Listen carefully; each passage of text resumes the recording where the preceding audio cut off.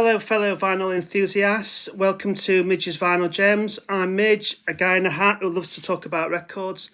And today's video is a response video to Jack at the Vinyl Voyage. He's got a great channel, one of my favourites. And he did a video talking about genres, and he picked 7 albums from 7 different genres to display. So I thought I'd do a response to that. But full disclosure, I don't like genres. They're an absolute pain in the arse. I mean, whether that comes from working in a record shop for 10 years in my youth, but I mean, on paper, genres are great. You think, well, we'll put it there, customers will go straight to it. Everything's neat and sorted and things like that, but they're an absolute pain in the arse, genres.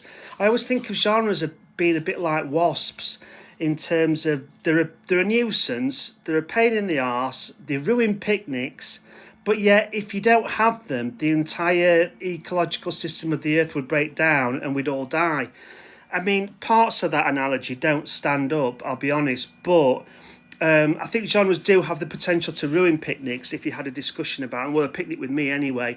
But yeah, we need genres. I don't know why, but we do need it. I'll give you a few examples. It's like, I listen to a lot of dance music, but it's not dance music, and it's got like all these terms like sub-ambient, techno, I don't know, dance floor, reggae, reggaeton, and things like that. And you're thinking dance especially is a minefield because there's so many subgenres, and that's it, subgenres. I mean, you just end up tying yourself in knots. And a lot of the music I listen to, it's not even dance. You can't dance to it. It's like, well, you can, but you look like you need to be put on special measures. But genres, they're an absolute pain in the arse. And I was in a record shop in Manchester at the start of the year, and I noticed that one of their section dividers had, the part of the section I went to had 2 dividers. It had Christmas and weird shit. And I thought that was brilliant because I thought that's my collection. I mean, you could basically just, categorise my vinyl collection as weird shit and Christmas, because I love Christmas and I've got loads of Christmas albums. And then it started me thinking, because if I had a record shop, I think what all I do is, and this is quite a radical theory, bear me out, you just have everything under A to Z, and that's it, and a section for compilations. So you'd have everything would be under A to Z. So you wouldn't need to search for genres. You wouldn't need to, look anywhere, or, you just, if it's there, it's there. And then I was thinking, yeah, but you'd probably get a few customers coming up to you like, well, I'm into Nepalese nose music, and I'm not going through all your sections just to find the artists I like. And then you get another person probably saying, well, yeah, but I only like rock music. I don't want to go through loads of Latin and jazz to try and find me jazz titles. And I'd be like, look, mate, go down the road, go to HMV, you'll find everything in categories, subdivided into the genres, and you'll pay 50 quid for a single-sleeved album that's 50 years old and doesn't have a download card. You people. So, it might work, it might. My record shop will probably be out of business in a couple of weeks. But, genres. So, I'm going to try and prove my point today by I'm going to pick 7 albums for you. I'm sort of flipping Jack's concept. So basically, his last choice was an album that you couldn't really easily categorise. But I'm going to flip that, and I'm going to show you 7 records that are very much uncategorisable. Is that a word? And try and explain. You can try and tell me where you would put them in a record shop, because you've always got some person, some customer coming up to you in a record shop, and it's like, you put Roy Harper under rock. Now, I think you'll find that he's actually part of the folk idiom. And, you can't kill customers. It's a UK law. You can't do it. But you get loads of people asking, that's what I mean. They just cause so much trouble. So, basically, I'm going to show you 7 albums, and I'm going to try and find out where they go, or you can suggest where they go, or I'm going to make up my own genre for it. So, here we go. Okay, so the first Unclassifiable album is one I picked up a while ago. Picked up in a sale, and it looked intriguing, and I bought it, and I've loved it ever since. I come back to it quite often, and it's a 1971 album by an Italian pop performer called Lucio Battisti. and this is Amor et non amor, so love or no love. Aside from the naked lady on the cover, I don't know what drew me to it, but I liked his hat, so that's probably another reason why I bought it. But yeah, this is from 1971, Italian pop performer Lucio Battisti, and this album is sort of, it's like Serge Gainsbourg's album. It's quite symphonic. It's a concept album. It's split into two sides, so you've got, oh, well, obviously, unless it's a three-sided album. It's one side's about love, and the other side's about non-love in terms of like obsessive behaviour and stalking and things like that. And it's really weird. It's loads of genres put together. There's rock, there's sort of prog, there's symphonic rock, there's traditional Italian guitar music, acoustic music. It's all over the place, to be honest with you, and it's brilliant for that. Also, it has extremely long song titles, which I love. Can you see that? And I saw some translations for some of them, and they're just brilliant. One song's called "In Front of a Flowers Vending Machine in Bruxelles Airport, I Am Closed in a Glass Bowl Too." And another one is "An armchair and a glass of cognac, a television, 35 deaths at the border between Israel and Jordan." Yeah, so it's way out. It's brilliant, but it's not unlistenable. It's got loads of cool tunes. There's some instrumentals, but like it got every single genre you can think of in this album, and I love it. I go back to it quite a lot. But where would you put that? I mean, Italian pop, prog, symphonic rock. I mean, if you're a customer asking for it, yeah, I've got just the thing for you. But is that likely to happen? Probably not. But yeah, have a look out for that one. It's a great album, but yeah, it's all over the place. I don't know where you'd put that. You'd have to weird shit. Put it in weird shit. Yeah, because you couldn't put it in Christmas. Yeah, weird shit.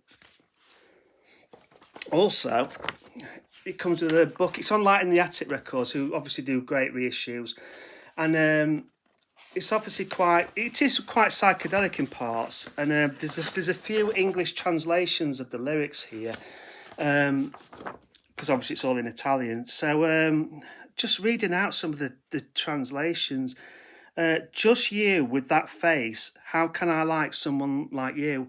So I'm guessing he didn't really have a lot of success with the ladies. And there's a song called Supermarket as well, which the lyrics are just fantastic. It's like, even you love so much bananas too, but bananas are too expensive. Therefore, our great love, bad luck, it will end up today because of savings on vegetables. And for practical issues, our great love, what a misfortune. Do you know, it's fantastic. They don't write them like that anymore. So if you ever see this, I strongly recommend you pick it up. It's fantastic. So that's Lucio Battisti, Amor et non amor. So file that where you will. Okay, so the next album in Where the Hell Do I File This in a Record Shop is a long-standing favourite of mine, and it's the Red Crayola. And it's God Bless the Red Crayola and All Who Sail With It, from 1968 on the International Artists label, who put out loads of weird bands and loads of weird albums. And I love this album. It's so all over the place. It's experimental. It's got music concrete. It's got elements of jazz and experimentalism. It's all over the show, to be honest with you. There's some great song titles here. There's the song called The Shirt, Ravi Shankar, Parachutist.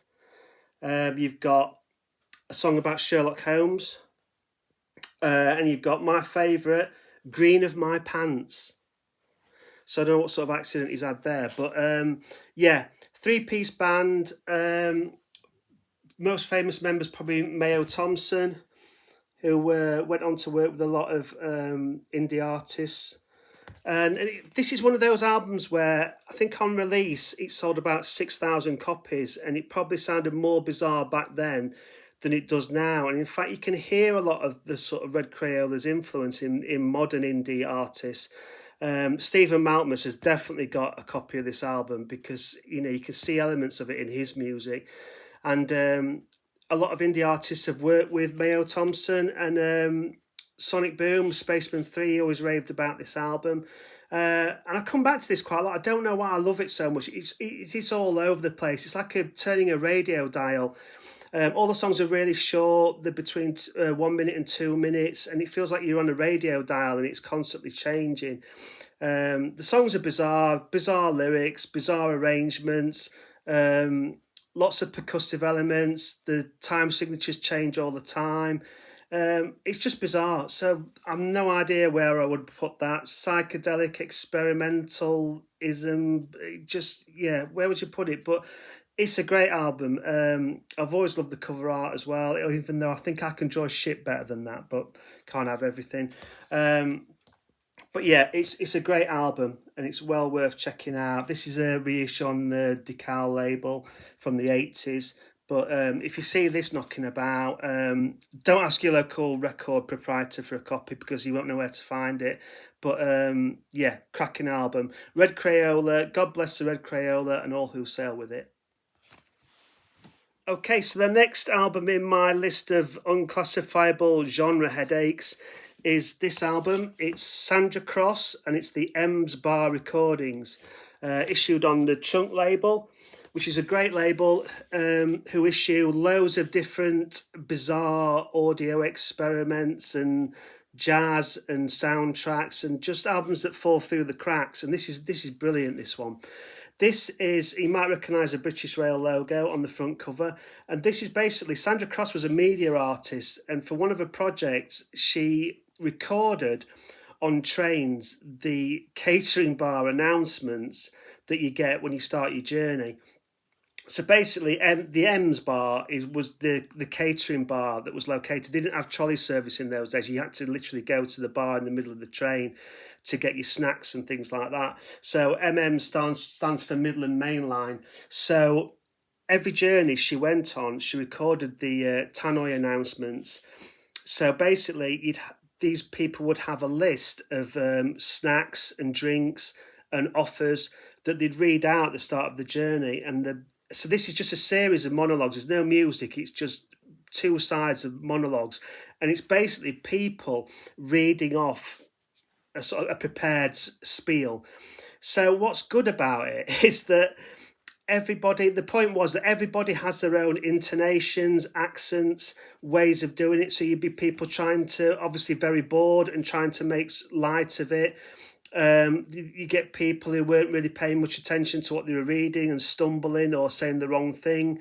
But it's not a comedy album. It is literally people reading the buffet car announcements, trying to entice you into the meal deals, the very uninspiring meal deals.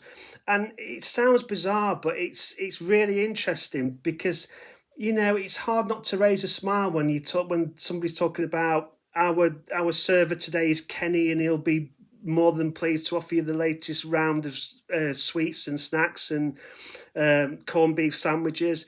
And it is basically the same list that's read out, but it's read out by so many different people and everybody puts their own spin on it. And it's really fascinating in a way. I know you're going to be looking at me a bit bizarrely, but I love this. It's just a great listen. It's a great headphone listen, and it does raise a smile every now and again because everyone's trying to put their own different spin on it. Everyone's trying to probably board out their minds, trying to entertain themselves and read it in different ways. But it's really interesting how the same spiel can be so different in the hands of different people. So yeah. Where would you put that? Where would you put that? I mean, that is a record shop's dream. If you made a section for this, buffet car announcements in a record shop, and then a customer came in and said, I wonder if you could help me. I'm after some buffet car announcements for Midland Mainline trains in the early 2000s. You'd have the biggest smile on your face. Yes, sir, follow me, I'll show you. And you'd take them straight to this section. But sadly, you wouldn't do that, would you? So again, not Christmas, you put it in weird shit, wouldn't you? So, but yeah, love this. Sandra Cross, the Ems Bar Recordings. So next up in our journey into the unclassifiable is this 1973 album by the band Grims. and it's called Rocking Duck, as you can see. And Grimm's was a supergroup of sorts, consisting of a lot of members of various comedy bands and poets and musicians. Grimm stands for the surname of each of the band members. So you've got Gorman, Roberts, Innes, McGough, McGear, and Stanshall. So you'll probably recognise some of those surnames. So this is a supergroup made up of people from the Bonzo Dog Doodah band, the Liverpool scene, Scaffold, and various other auxiliary members, musicians and friends tagged on. So basically this is an album of poetry, comedy, rock, spoken word, humour, you name it, it's on here. So you've got Neil Innes from Bonzos, you've got Mike McGear, Roger McGough and John Gorman from Scaffold. You've got Andy Roberts, who was a member of the Liverpool scene and a really talented musician. You've got Dave Richards, John Megginson, Ollie Halsall, amazing guitarist who I mentioned before. Jerry Conway on drums. I think he played with Fairport Convention at some point, maybe. So yeah, a bit of a super group, and the stuff on here is all over the place, but it's really entertaining. It's really funny. So you basically got a mixture of Brian Patton's on here as well. He was a Liverpudlian poet. So you basically got poetry readings, but they're all of a humorous bent. You've got funny comedy songs, you've got instrumentals, you've got characters. And you've got straightforward songs delivered in a sort of humorous way. So you've got Song of the Stars, which is a sort of a country pastiche about a man going into a bar intending to cheat on his wife, and then he hears old country songs on the jukebox and it persuades him to change his mind. Very clever song. You've got John Gorman's Policeman's Lot is Not a Happy One, another comedy song which he's done several times, I think, on different albums. It's a recurring character of John Gorman. Also, there's another character, John Gorman's the mass poet, who takes the mickey. He's like a character, like a renegade poet, I think he describes himself as sort of like a military guerrilla poet who jumps in and tries to, upend everything. You've got Gruesome, which is another great comedy song with a great punchline, which I won't spoil here. You've got a great sort of song about the use of sound effects in music. That's another great comedy song. It's hard to describe.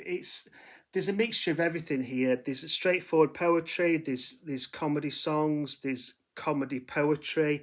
And so basically it's just a mix of all these great bands. So I'm a big fan of the bands that were involved in this anyway. So I love the Liverpool scene, Scaffold, Bonzo Dogs. So if you like any of those bands, you'll absolutely love this album. Unfortunately, Viv Stanshall's not on this album. He was a member of the band and he used to tour with them a lot, but he never actually featured on any of the recordings, so which is a shame. But the S stayed because he was part of the touring part of the band. So yeah, highly recommend checking this out. It's very hard to find these days. You don't see it very often. And one of the great things about this album is it has a removable duck, which is something that you don't see a lot of these days on vinyl records. So that's another bonus. And you can see pictures of all the band members here. You've got Mike McGear, Paul McCartney's brother, Viv, John Gorman, a nude lady, which she probably featured at some point. Neil Innes, who I love Neil Innes. Rutland Weekend Television, the Innes Book of Records, obviously member of the Bonzo Dogs, very closely associated with the Pythons as well, the Ruttles. I mean, I love Neil Innes, he's an absolute genius. So yeah, if you see this, pick it up, but I don't know where you'd find it in a record shop. Humour, poetry, spoken word, pastiche music section, if they do one. But yeah, great album. It's on the Pink Rim Island label. But yeah, if you ever see it, pick it up. Absolutely brilliant album. So that's Grimm's and Rocking Duck from 1973. So next up in the genre-defying category of albums is a private pressing from 1983, and it's by a guy called Lewis, and the album is called L'Amour. And this created quite a stir when it was reissued in the early 2000s by Light in the Attic Records. Like I say, it was a private press. It was recorded in America. It was found in a flea market originally, if the legends are true, by record collectors, and then widely circulated amongst their circle, because nobody had ever really heard anything quite like it, or knew what it was, or knew anything about the guy. So this is a very hard album to categorise. I was obsessed with this album when I heard it. It blew my tiny mind. I absolutely loved it. Recorded in 1983, and it's sort of like of its time, but not of its time. It's a very minimalist recording. It's basically piano, acoustic guitar, and synths. There's no drums, there's no bass on it. And it's got a really ethereal sound to it. There's lots of like reverb and echo on it, but aside from that, it was recorded very simply, presumably because Lewis was funding the bills. It was just him and a session musician who played some of the synths on it. But it sounds so much bigger than that. It's very hard to describe. It doesn't sound amateurish. It doesn't sound cheaply recorded. It's got like a really sort of dreamlike, drifting quality to it. It sounds like a great sort of late night album, cruising around on a hot summer night in America. Lewis himself fancied himself a bit like a Brian Ferry, and another reason for this album being unusual is because he sings in a very, very sort of over-the-top type way. He's a crooner. He obviously, he sounds like Brian Ferry, so you've got that sort of type, better than that obviously, but that sort of quality, but it's over the top. It's sort of like, it's almost like a parody of itself, but it works. It's hard to, like I say, it's hard to describe. But he was like a crooner, but it's very over the top, for want of a better explanation. And it's fitted to like a minimalist piano and acoustic guitar backing, lots of atmospheric synths. Piano playing is amazing. It's a really beautiful, gentle type arrangement through all the songs in the album. And they're predominantly songs about love. He obviously fancied himself as a bit of a Casanova. Apparently he drove a white Mercedes, wore white suits, he was always with a pretty woman. So obviously I think he fancied himself a little bit, and apparently his real name was Randy Wolf, and he does look like a Randy Wolf, to be fair, the old tyke. But Light in the Attic spent years and a lot of resources trying to track this guy down. They obviously knew very little about him. They found various clues. They went to check out the photographer who took the pictures for the album. Turns out he did the session. Lewis gave him a check that bounced, and he never saw him again. And apparently Lewis did record a few other albums. Then it's a bit sketchy about how many he actually made, but I'll come on to that in a bit. But basically, this blew my tiny mind when I first heard it. Obsessed by it. I think a lot of people were, because it sounds so unlike anything else. I mean, it has like a type of an 80s sound to it, but his singing style is so unusual. It's sort of like, it's often unintelligible what he's singing about, and it sounds awful, but it's not. It really works. It's just beautiful, dreamlike, ethereal music. It sounds a bit like the sort of soundtrack you get to Twin Peaks. It's that sort of sound. Obviously, this is the Light in the Attic reissue. It comes with a great booklet.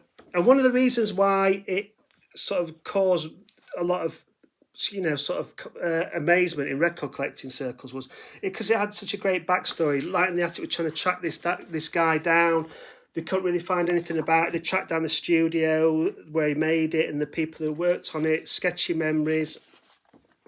And one of the reasons why it's so fascinating is because obviously they couldn't find this guy. But a couple of years later, they released, Light in the Attic released another album by Lewis that they'd found, another private press. And I think people were starting to smell a rat in terms of, there were a lot of rumours that they actually knew who Lewis was. that he was actually a contemporary artist, and Light in the Attic were pretending that he'd made sort of like private pressing albums when they were actually funded by them. Lots of rumours and things like that started spreading about. The fact that they couldn't track down this guy, or they did track down some of his family members, but they didn't know where he was. So I think people were starting to think it was a bit too good to be true, that this artist that suddenly made this fantastic album couldn't be located, but then all of a sudden he had another album that Light in the Attic released. It wasn't as good as this one, in my opinion, but it still had that same sort of sound to it. So when the second album was released by Light in the Attic, they did actually manage to track him down after many years. And the story's reproduced in the booklet for that album. I can't remember what the album's called at the moment, but it'll come to me. But they've tracked the guy down, and they told him the story about how his album had resurfaced and how it had become like a critical and, you know, a great success on the reissue market. They'd held the royalties for all the money it made in escrow in case they ever did find him. So obviously when they did find him, they told him about all this story about, you know, how successful the album had been and that he'd actually made some money off it, and he refused the money, and he said that was part of his previous life and he didn't want to go down that route anymore. So I think they asked him several questions about whether more material he'd made, and, you know, I think they got him to sign the albums that they got and things like that. But the funny thing about the story was, Light in the Attic then decided not to reissue the albums. I don't really know why, whether it was something that had resulted of the conversation with Lewis in that meeting, but they decided to respect his wishes and not to keep the albums on catalogue, which seems a bit bizarre to me. But it was just one of those stories that was mysterious and perhaps too good to be true. So I think people were a bit sceptical about Lewis in general and the whole story. But whether you believe it or not, it's a great story. Great albums. Really recommend you tracking this down. I'm not sure how easy or how hard it is to find these days, but you'll never hear another album like it. It's gentle, it's ethereal, it's full of love, it's got the most unusual singing you'll ever have. The backing is beautiful. Highly recommend this album, but where would you put it? Singer-songwriter, crooning, rock. Well, it's not really rock. Ethereal, dreamlike. Yeah, forget it. Just track it down. It's a great album. That's Lewis and Little More from 1983. So the next in this series of where the hell am I going to file this in a record shop is an album from 1995 by a band with possibly one of the best band names ever, and that's Rudimentary Peni. Yeah. So this is Rudimentary Peni's album, Pope Adrian the 37th, Side Christ Theatric. Yeah, I'll say that again. Pope Adrian 37th, Side Christ Theatric. Now, Rudimentary Peni were sort of like a punk band, but they weren't punk. They didn't really fit into that scene. They were part of, well, they started off as sort of one of those sort of anarchic punk bands where a lot of the music was very political, very dark, sort of like very heavy guitars, short songs. When the point was made, the song stopped. And their albums are very hard to find. But fortunately, there's a label in London called Sealed Records, and they've been reissuing the band's catalogue, faithfully recreating all the artwork and things like that. So this is a Sealed Records reissue. I saw a copy of their first album the other day in a record shop, and it was going for £130. So thankfully, Sealed Records are reissuing them all. And this one is of particular interest to me. This was the first album I heard by the band, and it's absolutely bizarre. They're a three-piece. You've got Nick Blinko on vocals, guitar and art. You've got John Grenville on drums, and you've got Grant Marshall on bass. They are actually great musicians. Really melodic bass playing, really great drums, very sort of metallic-y sounding, crushing guitar. And this album is interesting in the terms of Nick Blinko was the leader of the band and who did all the amazing artwork, was sectioned in a psychiatric hospital for a while, and this album was written while he was in there. So it's nothing like their earlier albums. It's sort of... he was under the delusion that he was Pope Adrian the 37th, which was why it was sectioned. So all of the songs on here are written about popes or the fact that he was a pope, and they're all sort of like quite a lot of nonsensical lyrics, as you would imagine, being in the mental state he was in. I think Nick Blinko's a schizophrenic, so obviously had a bad episode when he was recording this album or making this album. So a lot of the songs are, strangely for them, they're quite lengthy in terms, because a lot of their songs were only like, you know, minute and a half, 2 minutes on their earlier albums, and these sort of stretch out to 3 minutes. But a lot of them are like mantras, so it's the same lines repeated over and over again in some sort of papal form. So it's weird in a way, because you can sort of imagine Nick Blinko in a padded cell just rocking backwards and forwards, endlessly repeating these lines. And this is what the album sounds like. I mean, it's just metallic guitar sounding punk, high energy, but just with these repeated lyrical mantras going over and over again. So obviously it's a very strange album. And each song ends with this like a spoken commentary on a very short one of each song. So sometimes it's humorous, sometimes it's political. I mean, this isn't like their early albums, because it just talks about popes through the ages. So it is literally bizarre. As you can see, all the song titles revolve around popes or religion. Yeah, absolutely bizarre. And so what makes it even more bizarre is the fact that I've never come across this on a record or a recording before. Throughout the entire album, Nick Blinko is repeatedly saying the words Papas Adrianus, Papas Adrianus. And this goes, so there's no gaps between songs. As soon as the song finishes, you hear it. But throughout every song on the album, if you listen carefully, it never stops. It's on a repeated loop all the way through the album. Papas Adrianus, Papas Adrianus in the background. So that adds another interesting musical side note to it. It's bizarre. I've never heard anything like it. But if you like punk and if you like bizarre things, this is the album for you. It's great. Although it's not really rated by a lot of Rudimentary Peni fans. They prefer the earlier, more punky, straightforward type stuff. It's also worth mentioning that Nick Blinko is an established artist. He's had his he works in black and white ink, and he's had a lot of his work shown all over the world, so he's quite highly regarded as an artist as well. And when you look at the recreations of his art, it's amazing. It must take him hours to do these. And Sealed Records have reproduced the original booklet with all of his art. It's astonishing art, and it even has the lyrics, which, yeah, you don't really need, to be honest with you. I mean, for example, the song Regicide Chaz the Third is just basically Regicide Chaz the Third repeated endlessly. But the artwork is absolutely stunning. Like I say, black and white. So Sealed Records have done an amazing job on all their catalogues. It's worth checking out their website, because to get these albums on the second-hand market is virtually impossible in good condition, and they're really expensive. So, yeah. So if you've got a taste for the bizarre and you like punk, check out Rudimentary Peni's Pope Adrian the 37th Psy Christ Theatric. Where you would find this in a record shop, I've no idea. Do you have any punk orientated work by a man who thinks he's Pope Adrian the 37th? Yes, sir. Step right this way. So yeah, bamboozle your record shop people by asking for a copy of this. Rudimentary Peni. The last of my genre-defying albums is by a man called Wolfgang Voigt, and he releases albums under the nom de plume of Gas.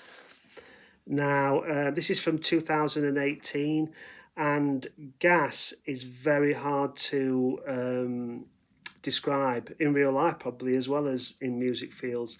So this is what I was talking about before. I like a lot of dance related music, and the trouble with the dance genre is it doesn't really describe, it's not dance, you can't dance it, but it comes under the dance side. So you've got intelligent dance music, IDM, you've got glitch, you've got dub, you've got techno. I mean, I don't know. I wouldn't know a techno record if I fell over it. I mean, I don't understand dance genres. They do me head in.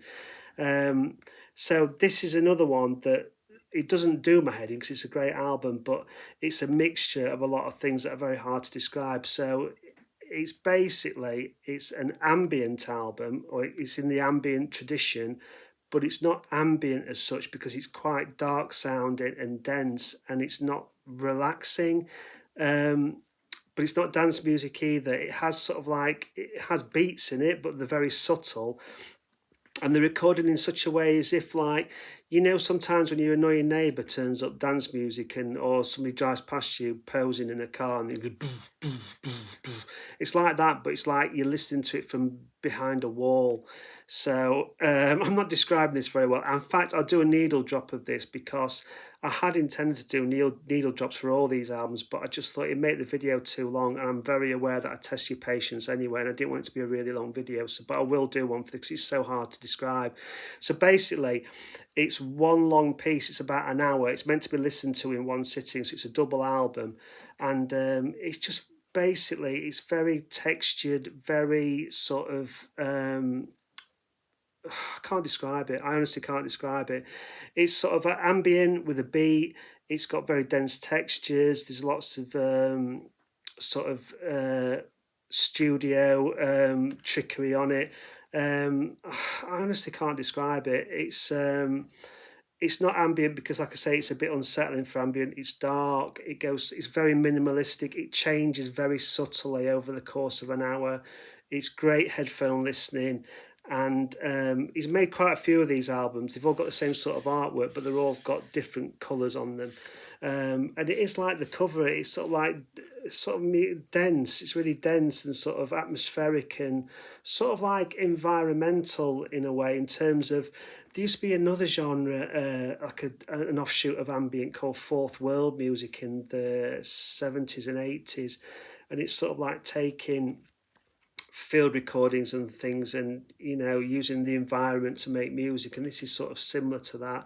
It's really cool. It's sort of like, it has sort of like a sort of like a dub element at times. It's sort of quite bassy and things like that, but it doesn't have any melodies. It's not something it is very much like sort of like a background album.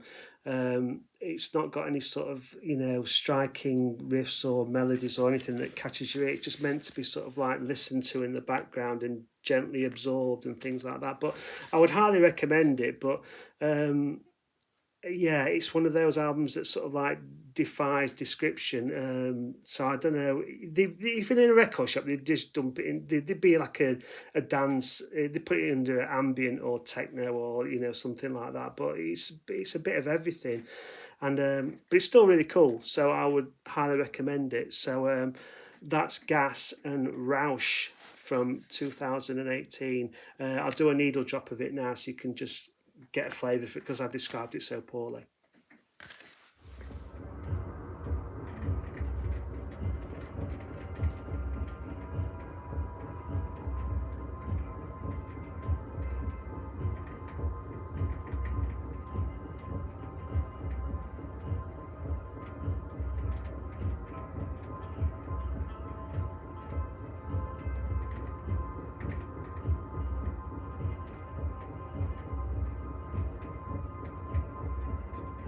That's it. So I hope you've enjoyed this journey into the weird genre busting titles that the music world can provide, and why genres are such a pain in the arse, and you should either have weird shit in Christmas or just have everything under A to Z, like in my record shop, although I'll probably get a lot of complaints. But let me know what you think in the comments. Big thanks to Jack for the inspiration for this video. Check out his channel, The Vinyl Voyage. It's a really cool channel. And thanks for watching, and I'll see you next time. Papas Adrianus, Papas Adrianus, Papas Adrianus, Papas Adrianus, Papas Adriana.